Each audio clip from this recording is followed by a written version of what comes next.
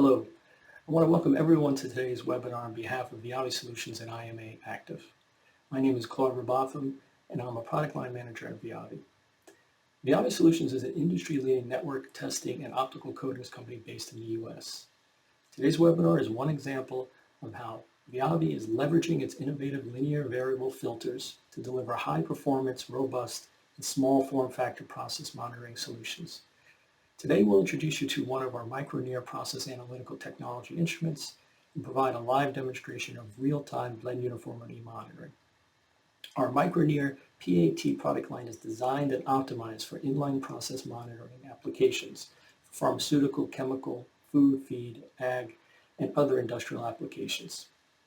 And now I'd like to introduce you to our host for today's webinar. Jussi is a senior technologist for granulation and mixing equipment at IMA Active, and Emiliano is an account manager for Viavi Solutions, covering EMEA and Latin America regions. Thank you for attending, and I hope you enjoyed today's webinar. Thank you, Claude, for this nice introduction, and welcome to everybody to this webinar. We are here in one of our process room in EMA, and I am together with Emiliano, which I personally want to thank for this great collaboration we have since a lot of years. Thank you, Emiliano. Thank you, Jussi, and I would like to welcome all the attendees to the webinar. I'm very glad to be here and follow together the blending monitor application by NIR. I also want to thank EMA for the hospitality and for all the effort that we are doing together on the PAT applications. Our main goal today is to show you a useful method to monitor and verify the blend uniformity on a binary mixture of powdered components. Before to go deeply in the practice, I need absolutely start talking about the process analytical technology approach that differs from the traditional approach to keep the process as constant as possible, minimizing the changes in selection of powder material suppliers, process parameters, and method of analysis. In a lot of cases, can happen that the blend is not so homogeneous as desired, and also the final properties of the blend are not in the specification. This, of course, can increase the time for both process and formulation development. One of the main advantages in having a NIR sensor installed on a blender is the possibility to determine in real time the raw material critical quality attributes. I'm right, Emiliano? Yes, Jussi, sure, you are right, and not only, because the traditional way to control a blending is prescribed by the ICH guideline. In this document, it's clearly written that you need to take 10 samples with a sample teeth and bring it back to the laboratory where you will perform a UV visible or an HPLC measurement. This is clearly not an online approach because the analysis has to be done only once the blender is stopped. Clearly there are three disadvantages. First of all, that as I just said, you need to perform the analysis offline and bring the sample to the laboratory. The second point is that it's time consuming and is also quite expensive because for every sample you need to come to the laboratory and do an HPLC analysis. The third point, that is probably the most important one, is that when you go inside with a sample teeth, you are creating a hole, and this hole is immediately filled by the finer particle size. The consequence of this effect is that you are completely destroy your blending just to make the analysis. If you are interested in having more information regarding this effect, I really suggest you to read the article on paradigm shift of sampling theory from Professor Romanak. Let's now get to the equipment.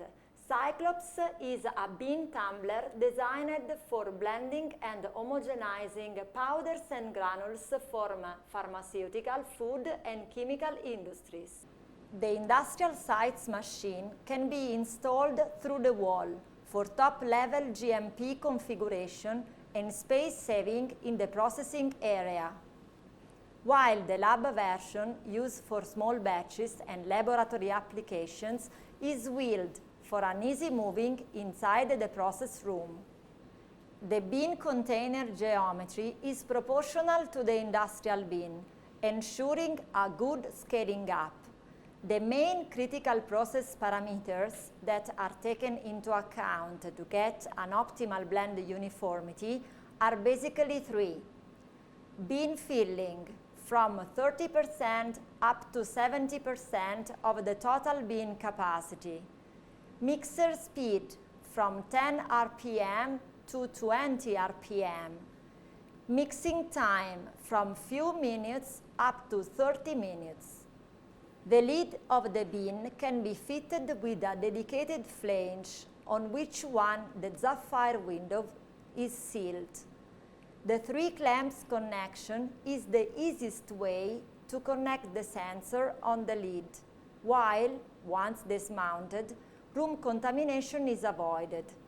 In this way, it is possible to use the same lid even if the NIR monitoring is not required. This strategic position on the lid allows high accuracy during the process monitoring, since the dead zones that can affect the reading are eliminated.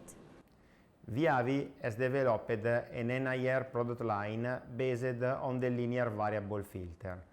The main advantage of the linear variable filter technology is that there are no moving parts inside the devices. Therefore, the two immediate consequences is that we can produce a very miniaturized NIR sensor like the PATU that I have in my hands here, and that is dedicated to static application, and also that the devices are completely maintenance free, just because there is nothing inside that is moving. It is interesting now to see how we can apply a micro-NIR to a Tumble blender. In particular, in this case, we are using a PATWX, that is the hazard lock certified version of the classical PATW. The PATWX is, as I said, similar to the PATW, a completely wireless device. In particular, it has a battery that has a working time around 8 hours and also 2 antennas in order to enable the wireless communication with the computer. On top, the device has a gravity sensor that we will see in a while how can be set, and also it has an embedded computer that is very important in case of Wi-Fi outage to keep the data stored in the proper way and therefore for data integrity. As I just said, the PATW has an integrated gravity sensor that enables the trigger only when the product is in contact with the windows. This setting can be defined easily looking at the blinking light. Before scanning your production, we need to make sure that the light is blinking in an angle where we have the product in contact with the windows itself. Micro-NIR has a trigger that starts at 9:15, but increasing properly the delay time, we can make sure that the acquisition is starting in the proper angle. The trigger setting, they depend from the bean geometry and also from the rotation speed. Setting properly the trigger is a key point to achieve good spectra. The philosophy behind the application of the NIR spectroscopy to the bean blender is to use the NIR spectrum as a sort of fingerprint. In this specific case, we are mixing 2 ingredients, lactose and talc. Before adding the ingredient to the bean, we have recorded the NIR spectra. The gravity sensor embedded in the PATW and WX allow to acquire a spectrum every rotation. In the beginning, the spectra will be for sure different, and afterward they will become more and more constant. A very simple algorithm that allows to monitor in the proper way the spectral variation is the so-called moving block standard deviation. As you can see from the plot, for each rotation we calculate the area. A standard deviation is calculated on a block of 5 or 10 spectra. In the beginning, the standard deviation will be high, and afterward it will decrease, tending to 0 when the blending is gonna be uniform. The moving block standard deviation is often preferred to the principal component analysis because it's a very simple algorithm and is able to get the result from the first batch without the need of creating a calibration. The moving block is a very simple algorithm to explain to an auditor, and it doesn't require a lot of statistical knowledge. We can also make a quantitative analysis, but the downside in this case is that it's pretty time consuming. From the blending profile, we can extract very important information. Looking at the number of rotation, where the standard deviation is minimum, you can define the endpoint.